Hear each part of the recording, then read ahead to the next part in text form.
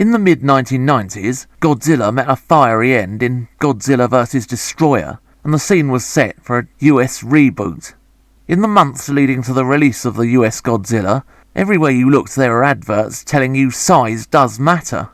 This is a statement which I'm sure has seen many a nervous man invest in a big fancy car. It's not big. It's not big! Certain storyline details were updated. For example, Godzilla is now an iguana, mutated by French underwater nuclear testing. But this movie suffers from the same problems as the Doctor Who movie, released a few years before. Basically, it's trying to appeal to as many people as possible, and so everything that made the franchise unique or interesting has been removed, and it's just as generic as possible. Godzilla itself is represented by a giant foot stomping around, nothing like the T-Rex foot in Jurassic Park, honest gov. But the monster in its entirety is more or less invisible through the driving rain, although perhaps this is just as well, since it seems to be a cross between a gangly T-Rex and the tiger from the Jungle Book. You have spirit for one so small, and such spirit is deserving of a sporting chance.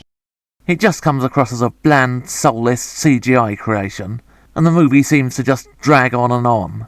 Matthew Broderick stars in the film, but he just feels completely wasted here. It probably isn't helping matters that the film seems to think the audience has the kind of intellect who think Francis Frith was a sun god worshipped by rabbits.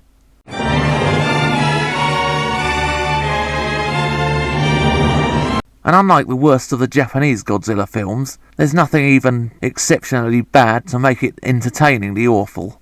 You can almost hear the Japanese executives talking. How are we going to make Godzilla popular again? I know. We'll let the Americans make a Godzilla movie. The results will be absolutely lamentable, but everybody will be left hungry for new, genuine Godzilla films. And the strategy worked, because a few years later, a new series of Japanese Godzilla movies began.